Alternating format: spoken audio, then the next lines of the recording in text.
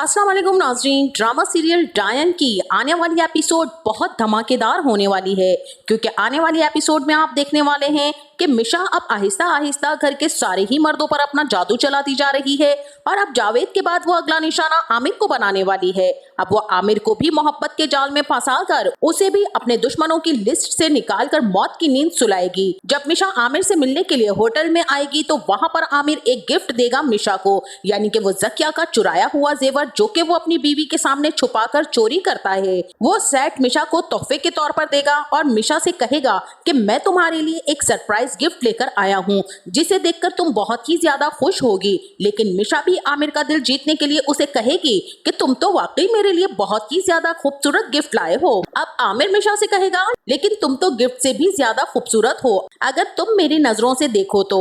मिशा आमिर से कहेगी कि बस झूठी तारीफें करना बंद कीजिए, लेकिन आमिर मिशा से फिर भी कहेगा कि तुम मुझसे वादा करो कि तुम मुझसे इसी तरह से बाहर मिलती रहोगी, लेकिन तुम फौजिया और जव्वाद शाह को इसके बारे में कुछ भी नहीं बताओगी। और मिशा फिर आमिर से वादा कर लेती है कि इस बारे में वो किसी को भी नहीं बताएगी और ना ही किसी को कुछ पता चल सकेगा। और जब मिशा आमिर से मुलाकात करने के बाद घर वापस आती है तो मिशा अपने रूम में जा रही होगी और वही जेवर का डब्बा भी उसके हाथ में होगा। अब यहाँ पर फौजिया मिशा का रास्ता रोककर उसके हाथों में वही बॉक्स जेवर का देख लेगी। वो मिशा से कहेगी कि तुमने कहाँ से लिया है ये, तो मिशा उसे बताएगी कि ये जेवर तो आपके शौहर आमिर ने मुझे गिफ्ट में दिया है। ये बात सुनकर तो फौजिया पर जैसे बिजली गिर जाएगी और उसके होश उड़ जाएंगे। अब फौजिया जब अपने कमरे में जाएगी तो वो बैठकर रोने लग जाएगी और मिशा के बारे में सोचेगी कि ये किस किस्म की औरत है, इसने इस घर के मर्दों को पूरा अपनी मुट्ठी में लेना शुरू कर दिया है। मुझे समझ नहीं आती इस आमिर की, इसको पता भी है कि वो लड़की डायन है और डायन बन के हमारे घर में डस रही है सबको, और इसके बावजूद डायन का हमदर्द बन रहा है ये आमिर। आज इस आमिर को आने दो, आज तो मैं इसकी ठीक ठाक क्लास लूंगी। और जैसे ही आमिर अपने घर वापस आएगा और अपने कमरे में जाएगा तो फौजिया उसे आकर कहेगी कि तुमने ज़किया का जेवर चुरा कर उस मिशा को क्यों दिया है। अब यहाँ पर आमिर फौजिया से झड़क कर बात करेगा और कहेगा कि पीछे हट जाओ मुझसे, मैं तुमसे बात भी नहीं करना चाहता। फौजिया एकदम से डर जाएगी और आमिर से कहेगी आखिर तुम्हें हो क्या गया है, तुम उस लड़की के लिए इतना पागल और इतना बेचैन क्यों हो रहे हो। अब यहाँ पर आमिर भी फौजिया से कह देगा कि मिशा के बारे में मैं एक लफ्ज भी नहीं सुनना चाहता हूँ। अगर तुमने दोबारा से मिशा के बारे में कोई भी लफ्ज बोला तो फिर मुझसे बुरा कोई भी नहीं होगा। ये बात सुनकर फौजिया वहीं पर रोने लग जाएगी और अपने दिल में कहेगी कि तुमसे बुरा है भी नहीं कोई, और मुझे तो समझ नहीं आती कि वो लड़की किस तरह से हमारे घर को डस रही है। इसी के साथ वहीं दूसरी तरफ जब शबाब नौकरानी से कहेगी कि जव्वाद शाह कहाँ पर है, उन्हें जल्दी से मेरे कमरे में भेजो, तो मुलाजमा शबाब को बताएगी कि जव्वाद शाह तो इस वक्त मिशा के कमरे में है। ये बात सुनकर शबाब को जव्वाद शाह पर बहुत ही ज्यादा गुस्सा आ जाएगा।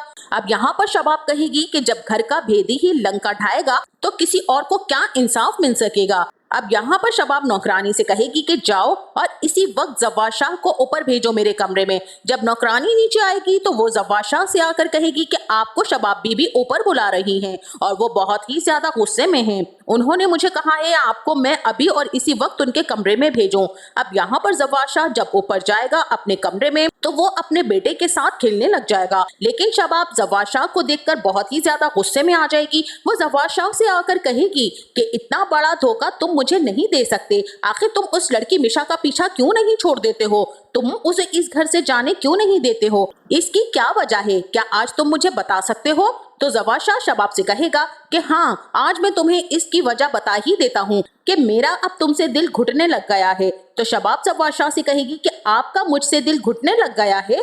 तो जव्वाद शाह कहेगा कि हाँ अब मैं तुम्हारे साथ और मजीद नहीं रह सकता, इसी वजह से मैंने मिशा से शादी करने का फैसला किया है। ये बात सुनकर शबाब जव्वाद शाह से कहेगी कि तुम मुझे धोखा देकर उस डायन जैसी लड़की से शादी हरगिज नहीं कर सकते, तुम जानते भी हो कि तुम क्या कह रहे हो, तुम एक बच्चे के बाप होकर ऐसी हरकत करोगे, तुम्हें जरा सी भी शर्म नहीं है कि उस आया के साथ दिल लगी करते करते तुम इस हद तक चले गए कि आज तुमने शादी करने का फैसला भी कर लिया।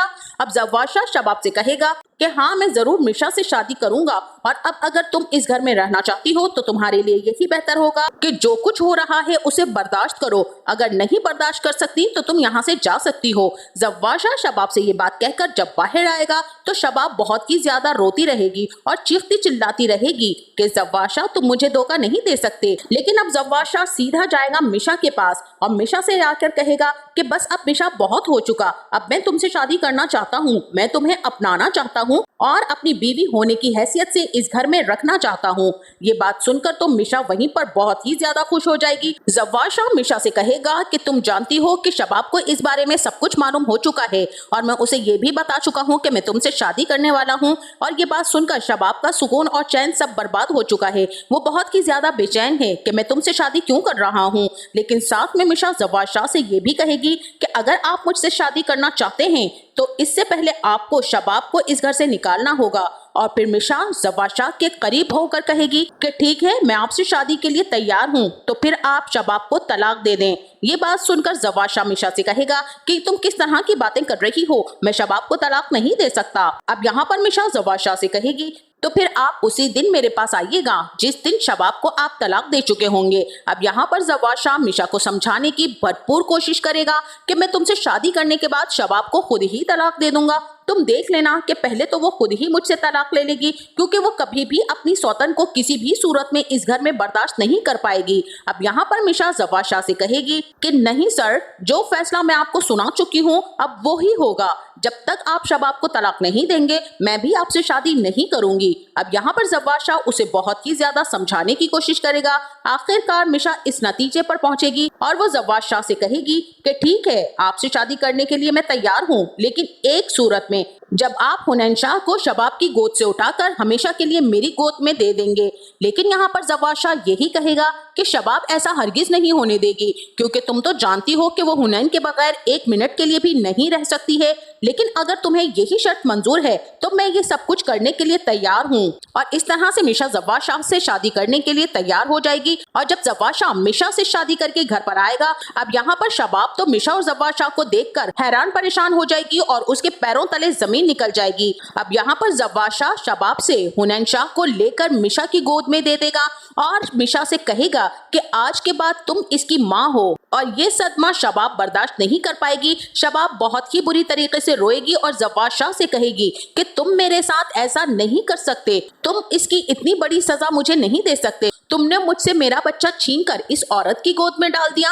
अब जवाशा उस वक्त शबाब से कहेगा कि ये बेटा तुम्हारा भी नहीं है बल्कि ये निहाल का था, तुम इसकी सगी माँ नहीं हो। इसका फैसला सिर्फ और सिर्फ मैं करूंगा क्योंकि मैं इसका बाप हूँ। हुनैन को मैंने तुम्हें देना है या मिशा को देना है, इसका फैसला मैं करूंगा। अब यहाँ पर मिशा तो अपने बेटे हुनैन शाह को लेकर बहुत ही ज्यादा खुशी खुशी अपने कमरे में चली जाएगी क्योंकि उसे तो वही खुशी मिल जाती है जिसकी खातिर वो इस घर में आई थी कि उसका बेटा उसके पास वापस आ जाए और साथ में उसका शौहर जवाशा भी, क्योंकि यहाँ पर मिशा शबाब को उसी मकाम पर लेकर आना चाहती थी जहाँ पर वो शबाब को देखना चाहती थी क्योंकि शबाब ने भी उसके साथ वही किया होता है, उसका बच्चा खींचकर अपनी गोद में डाल लिया होता है। यहाँ तक कि जवाशा को भी उससे खींचकर अपने काबू में कर लेगी। लेकिन मिशा ने शबाब के साथ भी वही सब कुछ खेल खेला है जो कभी शबाब ने मिशा के साथ खेला था। और इसी के साथ अब मिशा अपना अगला निशाना आमिर को बनाकर उसे मोहब्बत के जाल में फंसाकर उसे भी मौत के किनारे लगाएगी। लेकिन पीछे रह गई शबाब,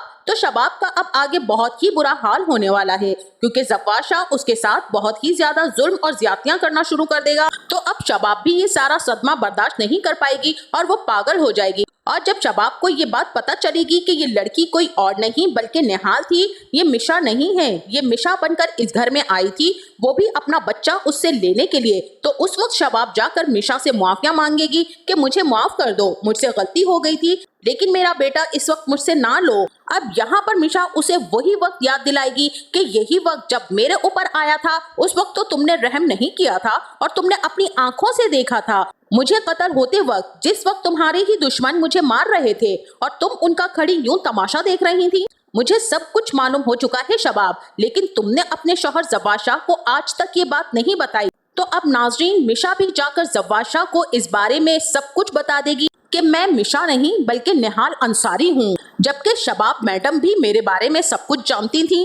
कि किस तरह से आप ही के घर के दुश्मनों ने मिलकर मेरी जान ली थी और मेरी खुशकिस्मती थी कि मैं जिंदा बच गई। और अब मैं अपना बदला लेने के लिए और अपने बेटे को और अपने शौहर को हासिल करने के लिए इस घर में आई थी। ये सब बातें सुनकर जव्वाद शाह को एक हैरत का झटका लगेगा और वो शबाब से पूछेगा, क्या तुम्हें ये सब कुछ मालूम था? क्या तुम निहाल के बारे में सब जानती थी? तो तुमने मुझसे इस हकीकत को क्यों छुपाए रखा? अब जव्वाद शाह शबाब को खींचता हुआ उसी सर्वेंट क्वार्टर में ले जाएगा जहाँ पर कभी निहाल को रखा गया था और जव्वाद शाह शबाब से कहेगा कि अब तुम्हारी यही सजा है कि तुम यहीं पर सड़ती रहो और मरती रहो। और इस तरह से मिशा अपना बदला लेने में कामयाब हो जाएगी और हर एक को उसकी सजा मिल जाने के बाद वो अपने अंजाम को पहुंचेगा। और अब मिशा जव्वाद शाह और हुनैन शाह के साथ इस हवेली पर राज करेगी। इसी के साथ इस ड्रामे की हैप्पी एंडिंग दिखाई जाएगी जब मिशा अपने बेटे हुनैन शाह की फर्स्ट बर्थडे सेलिब्रेट करेगी। तो नाजरीन, इस ड्रामे का इख्तिताम बहुत जल्द होने वाला है। आपका इस ड्रामे के बारे में क्या ख्याल है और कौन कौन से किरदार आपको बहुत ज्यादा पसंद हैं